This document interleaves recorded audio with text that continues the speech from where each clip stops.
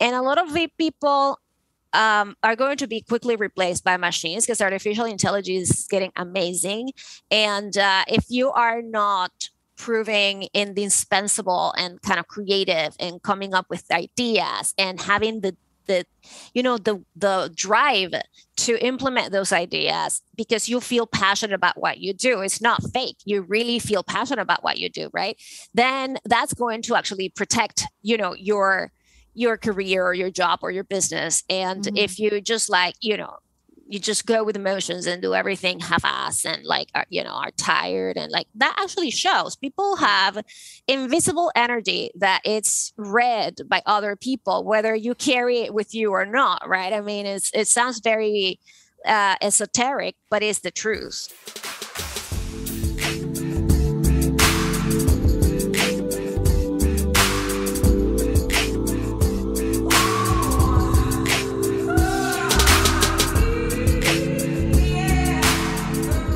Welcome back. We are on today with my guest Maria Brito on the Tour for Dish It podcast. I'm your host, Angie Sorensen.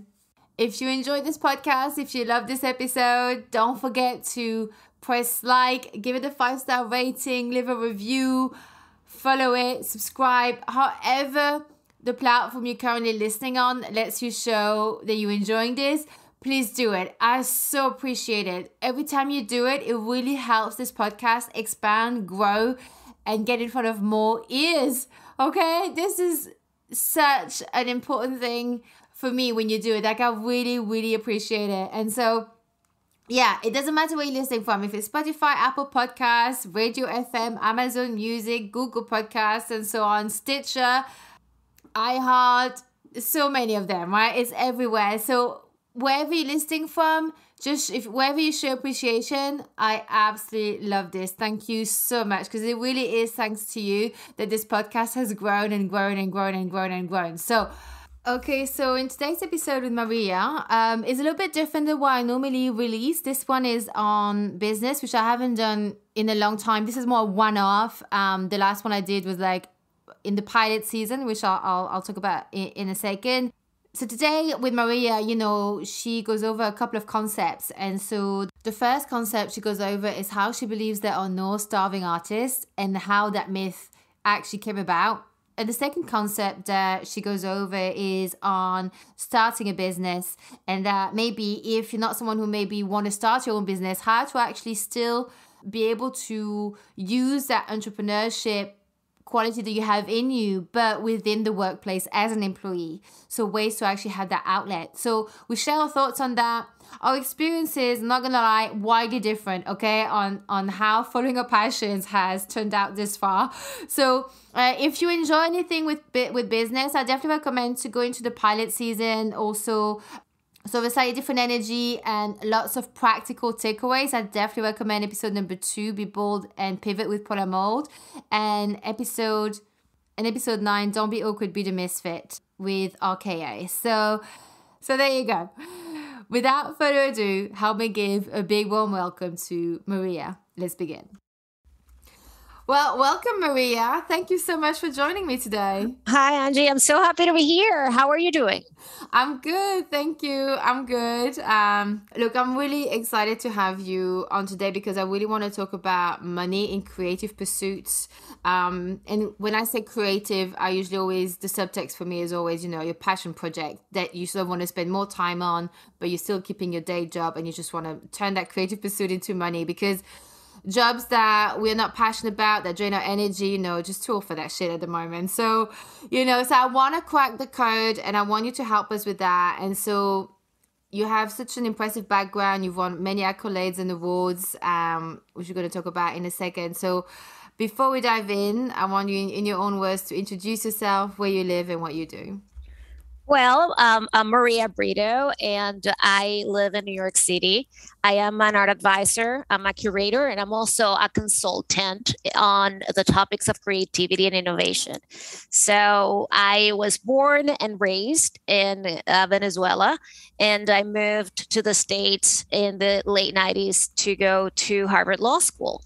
because when I grew up, my parents brainwashed me and convinced me that that was what I was supposed to do, that I needed to be an engineer or a doctor or an attorney to be safe and to have a path in life that was dependable. And according to them, it was also going to be kind of like what was going to make me happy, right? Because I was going to be safe and I was going to have money. And obviously, once you've heard that thing 5 million times from all your childhood until the time where you have to make those decisions, you believe it.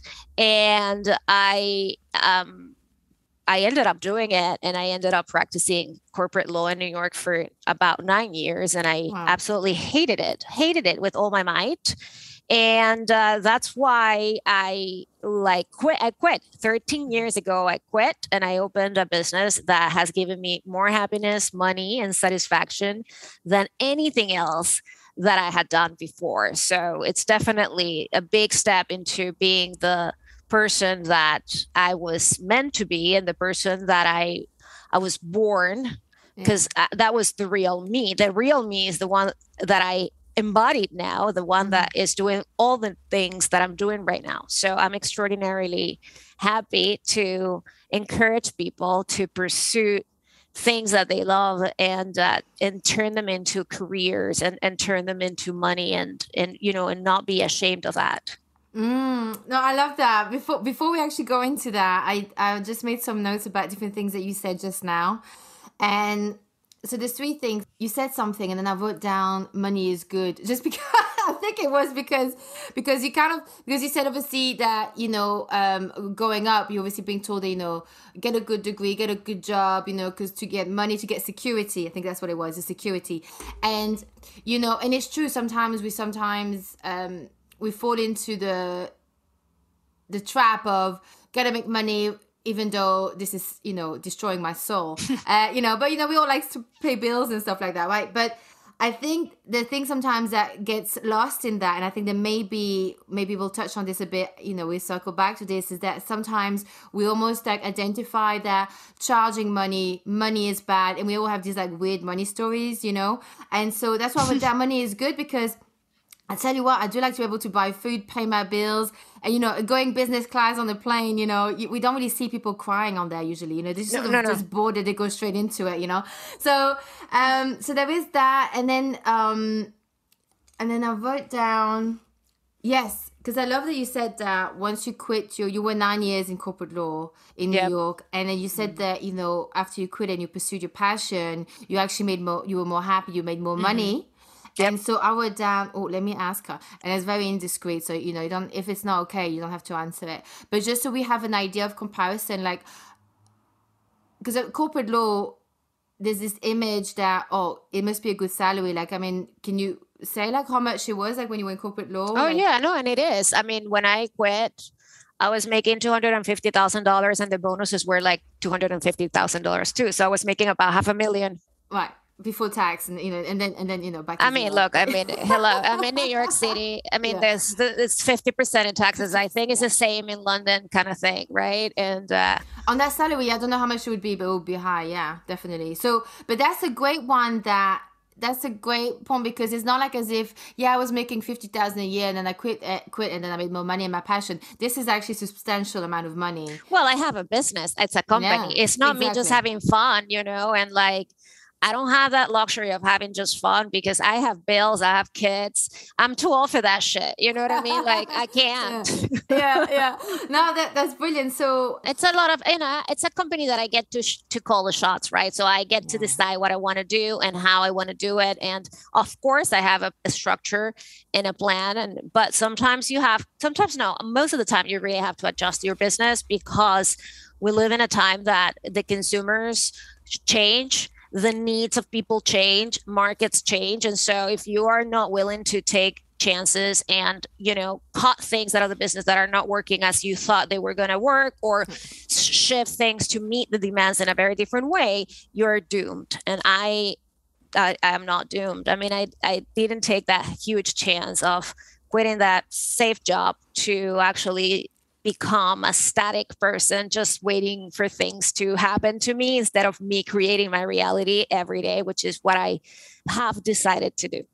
Yeah, and I think like, you said some very important things here. And I think that I think that probably, like having such, because obviously corporate experience, it can be amazing or terrible. It is what it is for whoever is doing the work. But I think no matter what, you can always draw from those experiences, because I'm sure like in that corporate experience that you had, that's where you understood about business acumen, meeting the changes, because you just mentioned about, client needs are changing. You don't just sit there, do nothing. So you had that discipline, right? It's almost like a great training ground. And so that's where my next question comes in, is that, obviously most of us need to work for money whilst we're building or setting up our side hustle. I personally don't believe, I think some people maybe can, but I don't think like jumping from one to the next without a safety or saving, having a good saving pot that's going to last you a couple of years.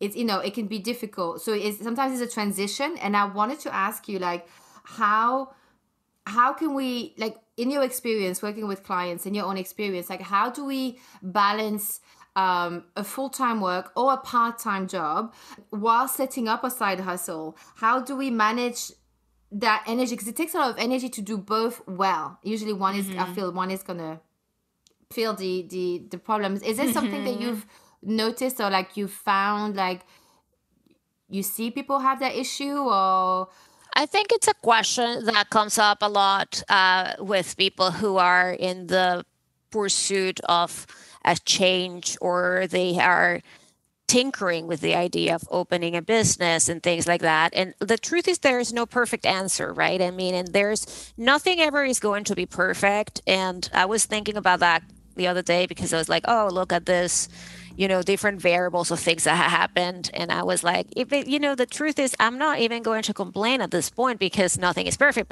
But to go back to the question, is that certain people decide to consult, right? And for example, if they have a particular passion and they have sufficient knowledge, they don't have to know everything about it, but they have sufficient knowledge to, because you either are selling something or you are selling a service, right? I mean, it's one or two things. And so they can actually start by, let's say, not charging as high as the most professional person in that, arena, to have a certain amount of, clients, for example, and on a consulting basis, let's say, right? I mean, if it's products, it's a different story, but that also, it's not impossible if you want to do something. In fact, I think sometimes even products are a little easier, because you have to build a prototype and you have to send it to a factory, or you just have to, kind of like figure out how to materialize that in person and then do tests and things like that, right? And so I think that even though there is not like a rule or perfection ever, it demands time and it demands energy, and whomever doesn't want to put those two things better not do it at all, right? I mean, I find that to be fascinating when I talk to people and they say, but that's gonna take too much time, and I don't la la la. And I was like, okay, but then I don't do coaching, because that's not what I do. I work with companies whose executives and managers want to innovate and they want to be creative and think like artists and think differently, right? But I have a group also where I teach.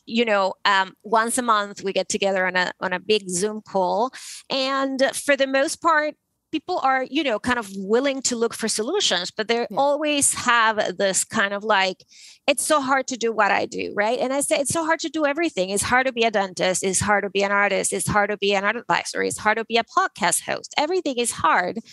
If you have that attitude, you're always going to find hardness everywhere, right? I mean, and everything requires effort and everything requires time. And I wish to tell you there was like the blue pill and the red pill, and you just take them and everything happens very quickly and all your problems are resolved. But guess what? Life is not like that for anybody. Yeah, I'd say like for me personally, like where I find that what I have noticed, it sometimes becomes difficult, especially when both the day job and my creative pursuit to do with like, podcasting and doing workshops for podcasting, all that stuff. It's like the busier they get, it's like that split focus that for me, I find difficult. Sometimes I'm like, because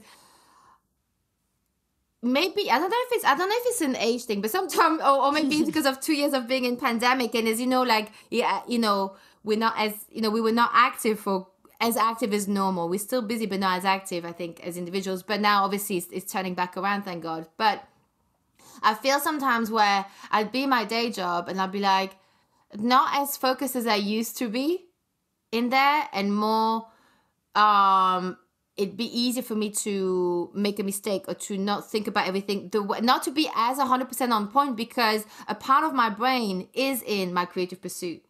So for me, it's not so much the time thing is not an issue, because I'm a bit of like, I'm that kind of person. I'll be working 7 days a week without even noticing it for weeks. And all of a sudden I'm like, oh, why am I miserable? Oh yeah, I haven't been social enough. You know what I mean?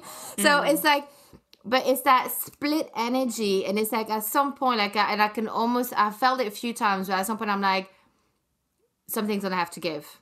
And it's like, something's going to have to give. And it's like, but it's like that last push of like making sure that the creative pursuit is going to be stable enough to be able to completely give up a day job. And I'm not at that point. Like, I'm going to be honest. So I'm not at that point. And I think that's the bit that's like, and so whilst, still doing day jobs, still doing contracts on the day job, sometimes I'm like, there's a part of my soul that's like, oh, that is a little bit.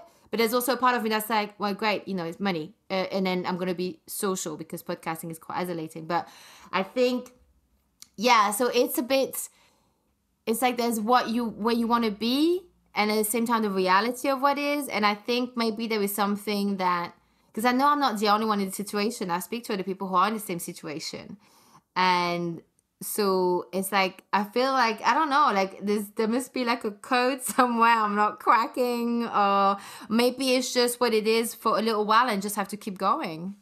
Because I think there are two different things. I mean, there are many ways that people may deal with this. So I think it's important for everyone to sort of like, to definitely like find out who they are, like some people, they really thrive on getting a big loan and then making it work and paying it back and making a big return. Other people, no, they need to like just building it, then make more money the other way. So everyone is a bit different. But how would you advise people to make that jump? Like, what would you, in your experience, how do you see people making that jump from doing that, a day job, to going into full force into the creative pursuit? Are there things that maybe you could tell them, especially if they don't have the business acumen from being in corporate, like what are the things that you see are helpful for people to be aware of or to do? I think that, well, first of all, they have to have certain, like market research of whatever they want to do and know really well what they want to do, right? And that takes time. But if you are passionate about it, I mean, I feel as passionate as I feel about the art market, which is basically the main component of my business, and kind of like, building art collections for people, as I feel also passionate about marketing, about entrepreneurship, about, like I feel very passionate about the different businesses that I have built within my business, right? I mean, and I'm always thinking what is going to be the next, because I like the idea of business. And so, I read all sorts of business publications as much as I read art publications, right? And so I think that nowadays there is no excuse, because the amount of resources that are available everywhere, and even for free, if you don't even want to buy a book, let's say, but I hope that's not the case, there are a ton of resources. There are courses online that teach people how to build things. I have known a lot of people who have started with side gigs, teaching classes online, and then the whole thing becomes so big because they are able to follow the steps, right? And so, but you also have to understand what are your gifts. If you're painfully shy and you don't want to put your face out in the world, then, you might be better off just thinking about that you are going to be at the back of the business and you're going to have someone else to do the front of the business, or you're going to, maybe your thing is to be doing, launching products and things like that. So you don't have to use your face for it, right? And so it's important to have a lot of a self-assessment and, what is it that you want to do and what are your gifts and talents and how do you, so everybody has a gift and a talent. And it doesn't mean that you need to know how to sing or how to paint or no. I mean, like people have an enormous amount of talents and gifts that they either were, like cultivating or like they had a natural, inclination to do something really well, and translate those different things, right, to a business world. And like, perhaps not everybody's cut to have a business either, right? No, that's for sure. We still need employees. So, if Absolutely. everybody was a business owner, it'd be a problem. Yeah. You know, Yes. which I think is kind of, I don't know if that's kind of part of what we've seen as well in the last year about the big resignation that was happening. Hmm. I think a lot of people, taking this time off, they've really realized that there's a lot of things that they don't want to put up with anymore. And so they're doing other things, they're pursuing other things. And so it's, it is a healthy move, but it's also, yeah, it's true. We still need employees. Absolutely. And, everybody has a different level of, the risk taking and risk aversion. Everybody has a level of tolerance that only you or me know what is mine and yours, right? And so not everybody is cut to run a business. It's not an easy thing. It's not a linear project either. There are very difficult times, that are ups and downs, and it requires a lot of resiliency and a lot of determination and being always guided by a vision. And so I think that's super important. That's how kind of like I start my book with, like, a lot of ideas around visions, because what is it that you want to do? It's easier to work from the big vision backwards and kind of like look at those steps, rather than say, well, the next step is I'm going to make a phone call. I mean, that you do after you have the vision and you break it down, right? So what is this thing? What is this big thing that you want to accomplish? And visions get adjusted all the time, because again, if you are not willing to do that, then, you're going to be like, nobody can, if you're really rigid and you find all sorts of excuses and why this is not possible for me, and because of this and that, and like and no, it has to be this way, then you are not caught for being a business owner. And so it's much better in being an employee. What's wrong with that? I mean, like, you're executing others people's, but if you feel that you can also become an entrepreneur in the company where you work for, that's a good way to test, right? I mean, look, be the one who generates the ideas, be the one who takes the lead, be the one who brings up initiatives, right? Shine with your own light. Why people are not doing that more, I don't know. I mean, everybody has a very different story of the things that they want to bring to the marketplace and the things that they want to bring to their jobs. And yes, with the Great Resignation, I think the way that I would like to think about it is that, and I hope that people are not just running from, but going to, like, places where they really feel that they can make a difference, right? Because running away from a job is a very different proposition than actually I am running towards an amazing new thing that I'm going to do, right? And the world needs more entrepreneurs for sure. Not everybody can be a business owner, but I think the world needs a lot of new ideas. I think the world needs new solutions for all the challenges that we have been facing for too long, right? And when you are an entrepreneur, you're a leader, and you come up with ways of seeing the world in a position any given time that are completely different than whoever is sitting next to you, right? Because that's the point, is that if you want to really have a business, it's not to just copy the one across the street or the person who is doing this other thing. It's because you bring your very unique abilities and your very unique point of view, and you translate that into value for for whomever you want to serve, right? Yeah, it's like it just made me think of, it's exactly. I mean, I don't know if it's the right analogy or not, but this is what just popped into my mind when you were saying about the unique ways that you looking at things and how you would approach it and how you engage into the market. It's a bit like, because sometimes people go, oh, because I can see why sometimes people, they stop themselves, because you could be looking at Instagram, it looks so glossy and easy, and you're out here like, hustling and making it, all these different things, and there is this, people buy into that fog, into that, there are amazing sides to it, but there's also a reality that people are not showing, and they don't need to if they don't want to, of course. But I think it's like that thing of, people, they may look at online or around, and they may think, well, so let's say if they wanted to start, this is not my analogy, as I can't remember where I've taken this from, but let's say if you want to start an Italian restaurant, have you ever thought, sorry, let me say that again.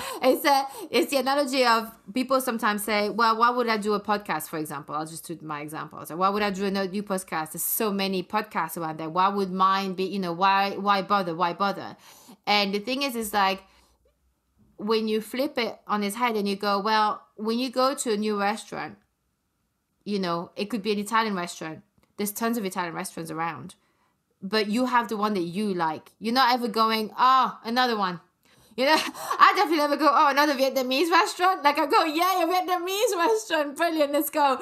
Like, like it's not like there is actually room for everyone if you actually do it your way. I'm not saying you need to be, and you will do it your own way. You have your own decor inside, your own speciality and different things. And I think, people forget sometimes the value of stopping to look around is really, that comparison thing, because I think that's a big demotivator. And I've had to really sort of think, because there's a lot of podcasts that I love and I adore and I listen to, right? And I always think they're doing it their way. That's why I love it. They're doing it their way, maybe around the same topic, but they're all so different in their own way. I'm doing it my way. Mm-hmm. And that's all you can worry about. And then just keep, discovering that side. And I wonder, Maria, if there was any... out of your own experience and what you've observed, especially because you deal with the arts, right? So, that's famously, people really find it, I mean, not everyone, I can't say everyone, but like I know like people go, how much do you price a new painting that someone that does, all of this stuff. It's like, it is almost ethereal, even though it's not, because it's a painting, you can see it, or it's a vase or a sculpture. And I think I wanted, I wonder if you could share with us, like, if you had any really unusual stories that you've experienced with clients or people around you or yourself, or that you may have read about, of almost like, the unlikely underdog that sort of turned it around. I always love a good story. So I just wondered, like, if you had anything that you want to share, because I know you mentioned already about your other friends, who are at Netflix, and yes, right, and the juxtaposition of the two worlds. And so I was wondering if you had another story that maybe no one would really notice, but actually is really, really success for them. Well, I think that there has been a myth for too many, actually centuries, of the starving artist, right? And that is really not true. And I think that because it's sort of like a lot of the people in the artists of the Impressionism era were people with addictions and diseases, and they made money, but they lost it. And sometimes people are like, but Van Gogh had schizophrenia and killed himself, right? And so people are like, oh my goodness, artists starve and whatnot. I gotta tell you something. The artists that I work with, I don't represent artists, but what I do is that I work with the galleries, and when I have a client who wants something specifically made for them, then we go directly to the artist, or we do it through the gallery and whatnot. But the artists that I know have never been wealthier in history than they are right now. A couple of them are borderline billionaires, and people are in their 30s are already having they already have like 10 million bucks in their bank accounts, because their paintings are going for 200,000 and 300,000. And so their expenses and their overhead is minimal when you have a studio in Brooklyn, and just like pay for that rent. Maybe they have one assistant or two, and the rest is like canvases and paint, right? And so the overhead of running that business is really, really low. And again, it's been a myth, because throughout history, right, it has also been proven in that artists are not going to be starving. The people who starve normally are either the people who are bad artists, those starve, and today they don't even starve, because now they are doing NFTs, and it's bad art, and it's getting sold. What's an NFT? NFT is a non-fungible token. So it's a piece of digital art that gets registered on a digital ledger that is called the blockchain. And so they don't have to make anything tangible. It's a JPEG or a video that they upload in a website. Oh, is that when you go into Unsplash or iStock Photos? Is that what you mean?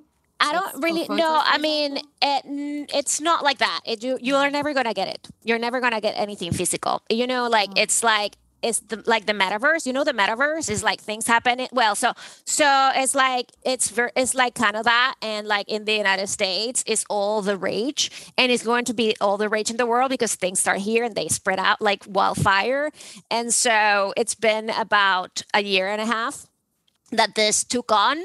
And so now artists, they just have to do things on their computer and they just put it on a, place that it's like where you can buy them online, but you never really have them physically. Is all exist on the metaverse, and things are going for the millions of dollars because people are playing with cryptocurrency. So the myth of the starving artist is something that I really, first of all, artists are the best business people if they are, like, because they are very entrepreneurial, and they have to, right? Like, I mean, they have to hustle. They have, at the beginning, they have to connect with people, invite them to their studios, and when, for example, when Pablo Picasso died, his fortune was $500 million in 1972. Yeah, sure. I mean, no one thinks of him as a starving artist, for sure. But even the guy who did, Well, I think who did the people, Sixtine Chapel, what's his name again? Michelangelo. Yeah, I don't think he was poor either. I mean, he had a lot of assistants, but he definitely wasn't. He was very famous in his time, and that was like centuries ago. So it's like, the starving. I mean, some definitely starve or definitely did not handle money. Did not know how to handle money or had addictions and stuff. But yeah, you're right. The starving artist is a myth that has been playing, but it's a myth that works on a lot of people. It's an impressionable myth. Does that make sense? Some people really do feel. I think it's a myth that actually protects people if you don't do the job that you're meant to do. Like, if you don't do what you're meant to do, right? I mean, Right. we actually live in times that are trying, and that actually everybody, Daniel Pink is an author. He wrote a book that is called To Sell is Human. And the book makes a very interesting argument that is, we are all salespeople, and we have to. You have to sell your ideas. You have to sell your podcast so people will listen. You have to sell your podcast so the guests that you want to have come on board. You are always selling. And if you don't want to do that, then it's really difficult to survive and thrive, because you don't just want to survive, you want to thrive, right? And so You're even selling even if you do something you don't want to. Let's say if you go for a job interview and you don't want to get it, but it's just it pays the bills. You're still selling yourself at a job interview, and they're selling their company to you as well, even if they hate working there, for example, right? So I think that's like, it's a very important skill, like, to be able to express your ideas with clarity and to say who you are and what you do. And so, we are all selling all the time, and we're all in kind of like, business, if you will, that the business of selling ourselves, it's, it should be part of your repertoire, right? Of ideas and skills and whatnot. Right. And so if you don't want to do that, then again, you can be an employee, or you can be, someone like, I don't know, a scientist in a dark room. I think it's really hard. And so if you're an introvert and you don't want to talk to people, I guess there are other ways that you can, explore what would be, like a good thing to do. Maybe you become a researcher and like don't talk to anybody. I think that yes, the world is vast, and people can really, place their bets whatever they feel that that is going to be the best for them. But the original question was like all the success stories, and the truth is that I feel it's like, if you are bad at what you do, that's going to show. If you hate what you do, that's going to show, right? If you're going with emotions, and a lot of the people are going to be quickly replaced by machines, because artificial intelligence is getting amazing. And if you are not proving indispensable and kind of creative and coming up with ideas and having the drive to implement those ideas, because you feel passionate about what you do, it's not fake, you really feel passionate about what you do, right? Then that's going to actually protect your career or your job or your business. And if you just like you just go with emotions and do everything half-ass and like are tired, and like that actually shows. People have invisible energy that it's read by other people, whether you carry it with you or not, right? I mean, it sounds very esoteric, but it's the truth. And no, I think it's true. People actually don't necessarily react to what you say or anything like that. They react to how they feel around you.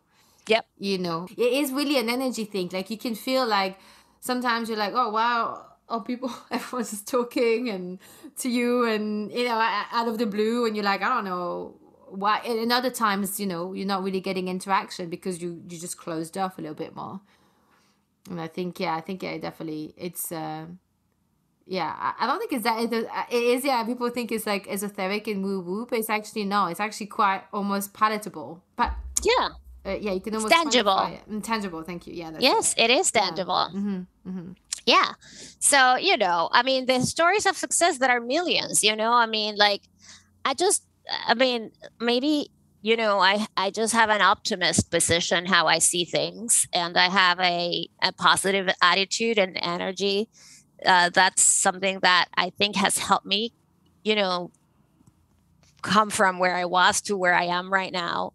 And it continues to serve me. And when you are positive, well, actually, studies that have been conducted by Harvard professors, you know, watching people in companies and watching entrepreneurs, one of the most important predictors of whether a business owner or an employee, but mostly business owners, is going to succeed is their level of optimism. That actually is, and also is highly intertwined with the topic of creativity, because when you are positive and optimist, you see possibilities that other people don't. And that is exactly what being creative is seeing things that do not yet exist. It's not that building things from like scratch, because everything has been already done. The series, it's like everything has been invented, everything has been done. Is how you recombine those elements. What do you do that's new? What do you do that's how you improve something that exists? You said it before, there are millions of Italian restaurants. How is yours going to be better, different? What kind of service you're going to give to people? What are are you going to mix the dishes with Hawaiian food? I don't know, So how do you do things differently? And it's a whole lot easier, right? To let yourself wallow in the miseries and believe your sob story and whatnot. It's then actually pulling yourself up and saying, you know what, I'm trying, I'm doing this, right? I'm looking forward. But it takes, again, a lot of different skills, and it's not just one thing. It's a lot of things that you have to bring to the table to actually be successful at your dreams, right? But I believe, and I don't like generalizations, and I hate them, when people say, well, everybody can do this. But I honestly believe everybody has something to say. Everybody has a unique story. Everybody has a background. Everybody has a different way that they were, they received education, parents, places where they've lived. It's being creative and being a business owner. It's very personal. It's all comes from within. Yeah. You definitely like the engine, the petrol, until you can get obviously other engines involved as well. But I think I wanted to, so before we round up, I just wanted to sort of say something around the positivity, but you said about creativity, and I think the way I see it maybe slightly differently, in the sense that I find that when like positivity, being in a good place, feeling good, like, you step out of the house and you feel like today is just gonna nail it, it's just gonna be great. It's that feeling, those sentiments right there, those are really important to help, look at the plan, what's the next step, okay, this is what I'm gonna do, and just like getting the things done, or be performative, like, doing an episode or whatnot, right? But then I also find there's this other side where it's not, because I think it's, as human beings, I mean, some people are just like always positive, always happy. Very few though, but like, constantly, I feel. But I think that there's also the time, because we human, we have all this human experience, and sometimes, people, they have this, like, everyone has some sort of suffering of some kinds, everyone has a bad day, everyone, they may be arguing with someone, or whatever it is, they're going through a divorce. There's all kinds of things that go on. And I think those times, though, they actually are also part of a fuel for creativity, because that is where you get such a deep insight, and especially when it comes to comedy. I mean, you see stand-up comedy, the funniest story is because it is truly tragic in reality, but that's why we're all laughing, because, therapeutic. No, it's not for everybody, but that's my style of therapy. It's like just laughing it out, like, have someone making fun of it. those kinds of things. So I think there is room for both, and I sort of don't want to put the message that, oh, you should always be positive every day, because it's really hard to, like, it's, there's gonna be. Depends. I think it's a harder, like Americans have a very different perspective than Europeans on what it is to be positive. And here you have, it's like you have to be in a way, right? I mean, and I'm not talking about toxic positivity. That's stupid. That's bullshit. I'm talking about 51% of the time, try to be positive. And I know that's hard. It's hard. It's very hard for people in Europe. No, but you see, no, I don't think it is hard. I think for me, I think I probably heard the toxic positivity was like, everything is always good. Everything is good. Listen, no, not really. I go through a lot of shit, my friend, like a lot, but also I don't like the shit take me down. And I am not judging people, and I'm not criticizing people, and I'm not sitting down and crying, and I'm not, picketing things and going and demonstrate it every day and going like people. No, I have to actually fucking work to pay my fucking bills, right? That's how it works here. And so, there's no welfare state. There's nothing that the United States is going to give you. So you're on your own. Truth is, the most incredible, fortunes have been built in this country because people believe in ideas, and also people believe in people with good attitude. For sure. If you have a bad attitude here, it's hard to survive. It really is. I think that's how that's probably most places. I don't know. I can't advocate for everywhere, but I would think I think 51% positive. That's But that means the majority. That means the majority of the time, because if you think about it, if you are like, let's say you spend 8 hours sleeping, right? And so you have, all the other, 16 hours or whatever, right? So that means that, 9 hours, you're going to have to be in a good positive state. And then, you can use the rest of the time to be in a very dark space. And, yes, you go ups and downs and you have insights. For the most part, in the world of business, suffering is not necessarily, unless the suffering is what drives you to create a better life for you. But let's say in art, suffering is important because, sometimes you manifest it, let's say, into a book or a song or a painting. And so the moments of suffering are obviously very important. In fact, they are the catalyst for growth. The majority of, the growth that you make as a human come from those moments of suffering. In business, suffering is a lesson, right? It's like, you lost money, right? You made exactly. So that is when, but it's not, the lessons are so important, but it's not, the suffering in business doesn't necessarily translate into the business proposition or into the business. Like, how do you bring it forward? In other words, right? But you have to pick yourself back up. It's like, you're not saying that nobody suffers. What you're saying is like, it's how long you stay in the wallow. Like, you need to pick it up and keep it moving is basically. Yeah, I think it's, it's like some people just want to stay in. I'm sure this type of people that no matter what that you tell them, no matter what happens in their lives, they are always going to see the glass half empty. They are always always going to start with like, oh my God, it's so, and what happened is like all this and that's okay. Look, it's fine. There's room for everybody in this world, right?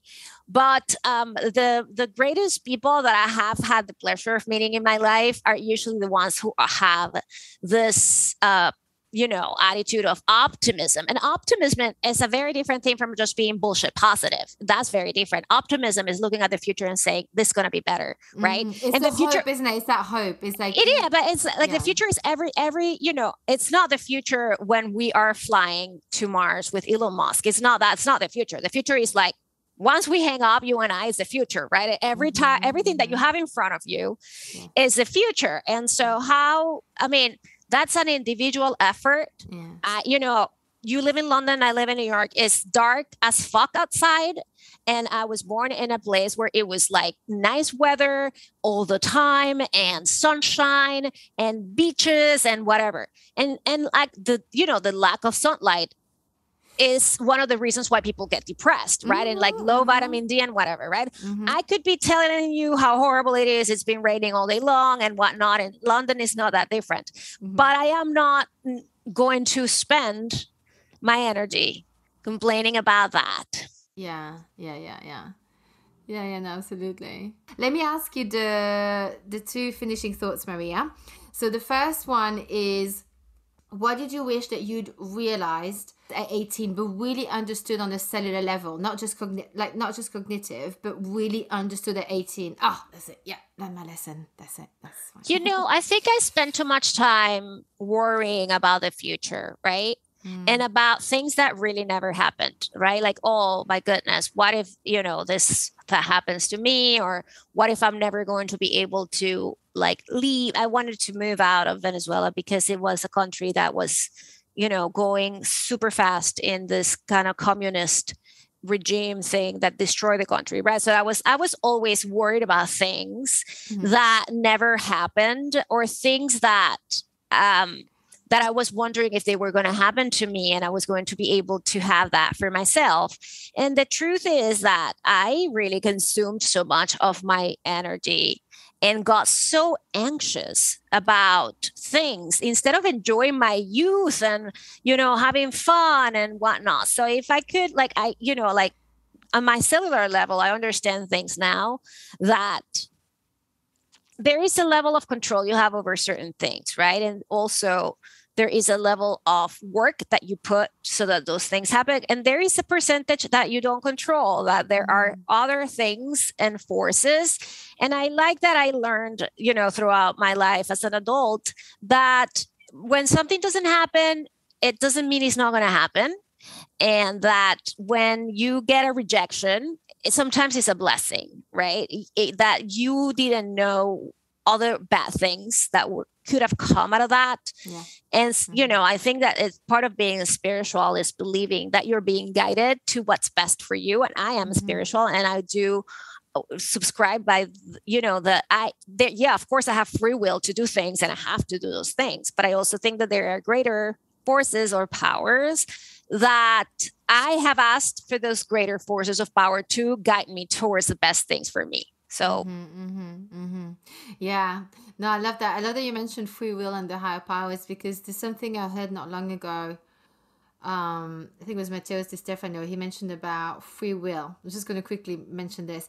He said that we don't actually have free will. I'm totally like misquoting him, but he said something that was really interesting, because first he says, he doesn't believe that we have free will in the way that how we are behaving. So if we are just completely unconscious and we are just acting out, a lot of people have no self-awareness, right? And so they're walking around, a lot of people are just walking around almost like a zombie, just acting out on the program they've just accepted to be run on, almost like, and just keeping on doing the same mistakes and whatnot. And so really, is that true free will until you actually really listen to yourself, and however you want to say, some people call it God, your inner guide, the spirit, your higher self, and so on. There's many different names for it.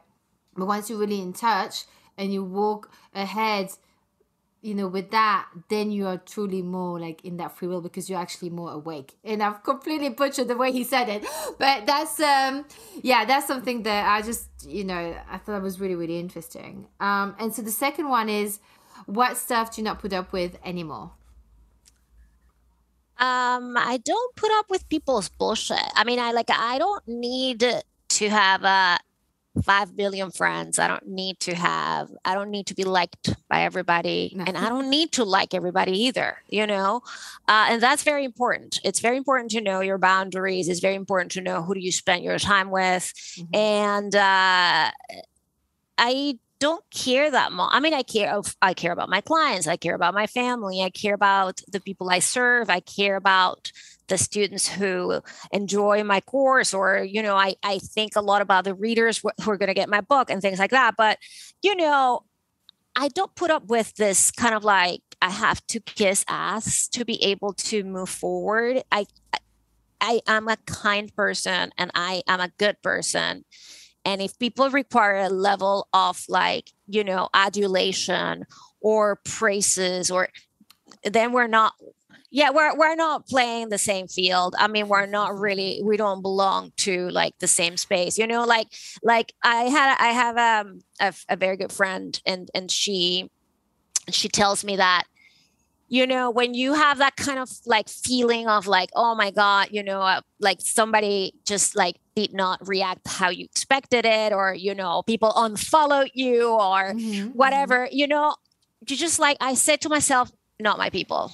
not my people. You know what? And I move on quickly because first of all, life is too short. We don't have time to be like putting up with other people's demands and their projections, honestly, of who they are and what they do, and I don't care about, if like the way people behave and react are usually reflections of who they are, not who you are, right?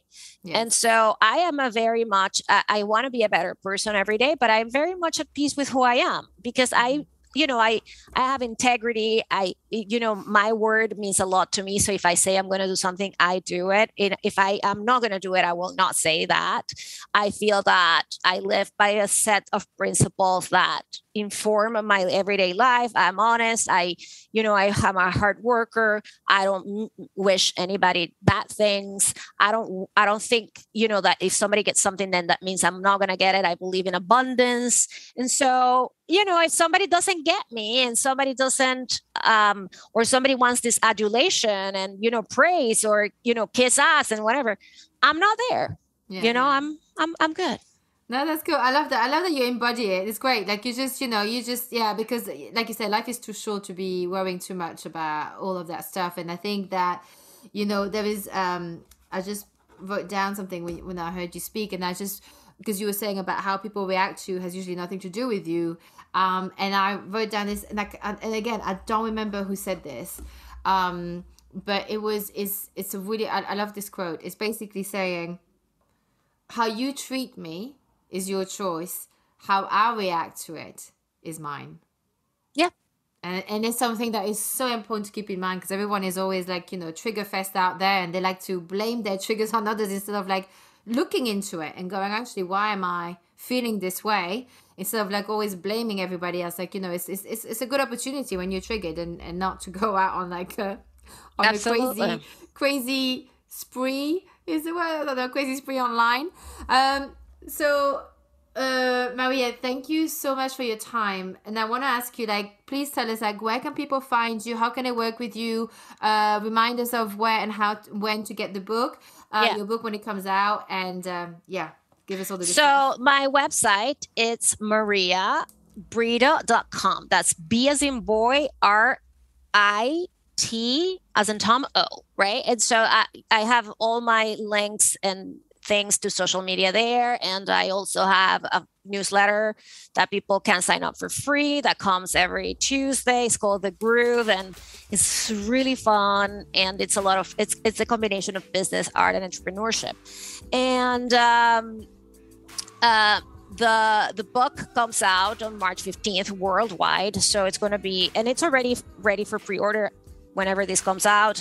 Is on Amazon, is on Barnes & Noble, is on, for international orders, is also on Book Depository that ships all over the world, no matter where you are. It's and if you're in the United States, it's in all the independent bookstores and anywhere where books are sold, the book is there. So it's called How Creativity Rules the World. Well, congratulations with that. That's really, really exciting. Really amazing, Maria. Thank you so much for your time. It's been a pleasure, doing this back and forth with you, bouncing off from you, and, getting your insights. So thank you so much. Thank you, Angie. It's a pleasure. And thank you for the people who listened. I really appreciate your time and hope you got something positive out of this. And that's our episode. I hope you enjoyed it. Please don't forget to rate, review, share it, subscribe it on iTunes, follow it on Spotify, or whichever platform you listen from. However you show love is how you can support this show. Drop me your questions or suggestions for future episodes via the website at angie-s.com, or come and find me on Instagram at Tool for Dish It Podcast. See you next week, and until then, using health inappropriately.